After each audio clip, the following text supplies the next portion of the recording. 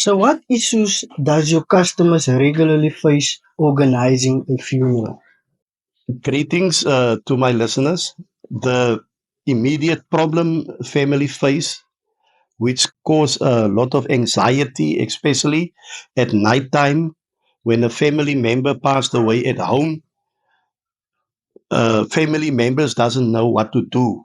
Maybe it's your first experience of losing a loved one. So, what steps does one take from the day of death to the grave as a customer? So your first thing will be you will contact SAPS to come and do inspection about the circumstances of the person passed away, and in the same time you need to contact EMS, emergency service ambulance, and then they will come out and they will ask the family a couple of questions. If a person have a medical history, it makes it a little bit easier, so they can issue a DOA, death on arrival, that is from EMS, and SAP 180, that is from SARIS. So as soon as we have the required documents from EMS and SAPS, the body will be removed from the home to be taken to the mortuary. I will then uh, take the documentation to the medical facility, the hospital, day hospital, where the deceased was a patient, and then they will complete the PI 1663 notification of death. After obtaining that notification of death, I will then come back to the family for informant to get fingerprints, and then I will go and register the debt with Home Affairs. After that, I will bring the documentation to the family. If they have perhaps policies, they can go and put claims, and so they will then instruct me when the burial will be taking place. They will tell me what services they require, um, like a coffin, what type of hearse they require, and then we I do the booking at the cemetery. So that is in that period of the week. I first need to have a grave secured for the date and the time the family wants it. The family then have to liaise with the church for the church service, and I will do the pamphlets, the hymn sheet. They must just give me the information, and this is what happened during the week of the funeral arrangements. So, how long have you been in the industry and what challenges do you face as a undertaker? I'm for the past 15 years in the funeral industry, and out of my experience is especially when it is the first time that people had maybe the mother or the father passed away, who was the person who normally would arrange funerals and those kind of stuff. Then the children or the other family, they don't know what to do. So there is where I step in or step up to explain to them the full procedure, what the funeral is all about. So out of my experience, so family don't know what to do, and you get out there. Unfortunately, unscrupulous undertakers who is using that opportunity to exploit the vulnerability of the community. So my policy is honesty and to educate our people, especially the younger ones, what needs to be done when death occur. So one will think that death is the most brutal one, but after death or after the burial, there's still a lot that needs to be done. Like for instance, the unwinding of the estate of the families of the father or the mother. Maybe there's a house, there's assets and so on that must be divided, or there is maybe a beneficiary or whatever, but it's a process. The masters is involved, and our people doesn't have a clue about those that needs to be done. So that is my experience. So, what joy has the industry brought you throughout your time in service? The joy that the industry brought to me as a person. I'm a community worker, and it gives me much pleasure to be of assistance and to educate and inform our people about the things they are not aware of. From my administrative background at my workplace, I can share with them. Even with my own experience, when my father passed away, I had an incident with a unscrupulous undertaker. So I learned from that, and I try to educate my people as much. But after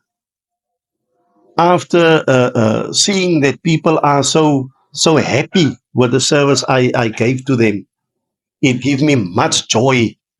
So my client or my customer becomes friends of mine, and so we walk a road afterwards, and that gives me much joy that I could be of a great assistance to my fellow human beings, my community, and my fellow men and women. It gives me much pleasure. So, which extra services do you provide your customers that might fall into the category of a loved one passing away? Extra services that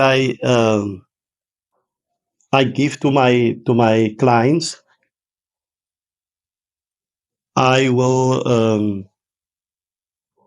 for instance, if they don't know how, I will connect them either with an attorney, or if need be, and they are in need of a letter of authority from the masters, I will take them to the masters. I will help them to complete the application form for being appointed as or get the letter of authority, and that is kind of extra what I give to my clients. I will walk the extra mile with them, uh, just being there for them, keeping their hand while they are grieving. So I know that that is the time when people are most vulnerable. Sometimes there's a lot of difficulty amongst families. They can't understand one another because the one want one thing and the other one want the other thing. So I will come in and be a referee between them, and try to to get a common ground amongst them. So that is some of my extra services that I render to my clients. So, which brings me to my next question. What was your most saddest experience or your saddest funeral that you've done so far that it really gripped your heart? Just give us an in look into what it felt like and what you saw and how you felt the need to help the certain person. Share the experience.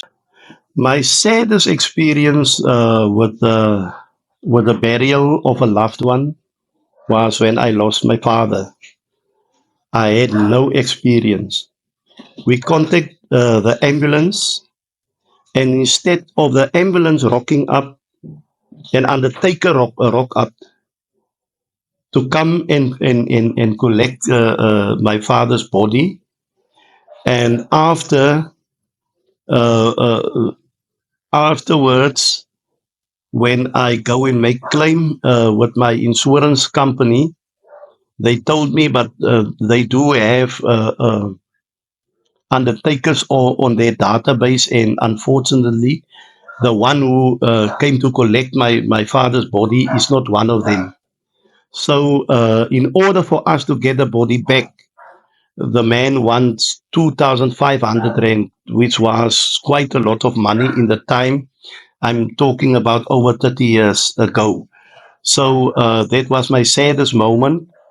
But luckily for me, you still get good people out there who really would like to offer honor service to the to clients and so on, so on. So I was helped by somebody who is also late now, um, and he helped us a lot.